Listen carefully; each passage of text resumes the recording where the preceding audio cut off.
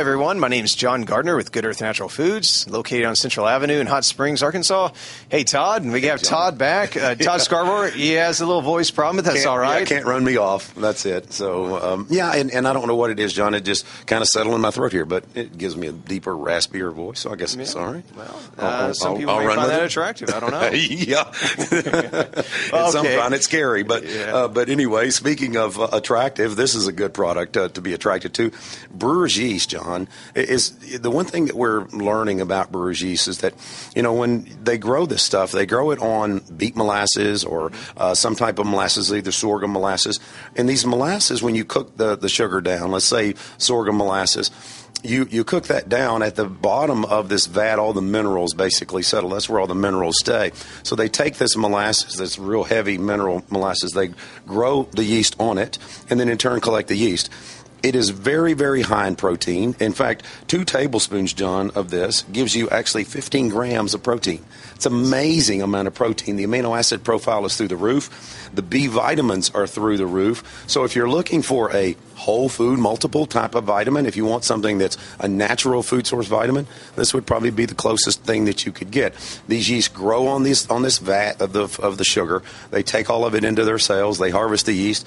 And the beauty of this stuff, John, it's delicious. I'm telling you. You put it over popcorn, and you've had it over popcorn, right? Yes, it's delicious over popcorn. When you put this over popcorn, you can't go back. It's something that goes like peas and carrots, like Forrest Gump said. It goes very, very well with popcorn and Brewer's yeast. What? You saw that movie? Okay, I mean, you saw the movie. Okay, it's coming back to me. It's coming back to me. That's right. Like peas and carrots, like a box of chocolate. This is, but now what you're finding, John, is there's a lot of multiples out there now that are utilizing yeast, and that's what they're doing. They're basically growing this yeast on this vat of molasses, harvesting and putting in a capsule. And when I tell people, let's take your Brewer's yeast, that's probably the better form. Good source, economical way to go. But speaking of, let's stop and let me ask the question that I'm sure a lot of people may have right now is, well, you're saying yeast. You keep saying yeast. Is this going to give someone a yeast infection, or will it help the candida in the body grow, things like that? Well, there's debates on both sides of this issue. This is a Saccharomyces, which is not implicated at all in Candida albicans.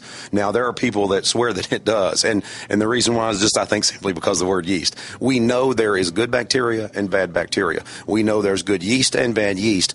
I think ultimately it goes back to, again, the diet that people are on, the state that you're in. But if you're a normal, healthy person, now, if you've got Candida and you're eat up with Candida, probably should stay away from it, mainly because of the B vitamins, not because of the yeast, but because that feeds the Candida.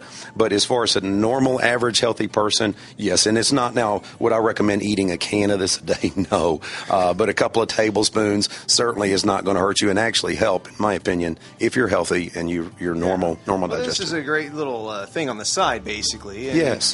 There's no harm in it. So. Well, it's like any other supplement would be. It's supplemental. It's not something that, I don't recommend taking 15 vitamins, multivitamins a day either. So this would be something like you would treat like a vitamin supplement in a way, is just adding it to your food to get the B vitamins and the protein. So yes. Well, excellent. Like you said, great protein content, a fast way to get B's and amino acids, so well-rounded, very good. Yeah, and good, again, remember the popcorn thing is fantastic. And then a lot of the times your broths that you buy in stores and things like that are enhanced with yeast. So it really enhances the flavor of soups. It also goes very well, again, over the popcorn thing with movie. So, again, another question, since you brought that up, you could heat this up. It won't take away from the elements inside? Zero problem. I would not cook. I would add it at the end like you would any other salt or whatever, but sprinkle it on there at the end, and it definitely helps. But it does not destroy the product at all by heating, no. Oh, excellent. Well, hopefully I was helping people with their questions that they may have, yes, just in general. You always do, John. You're the brains of the operation here. That's all we do.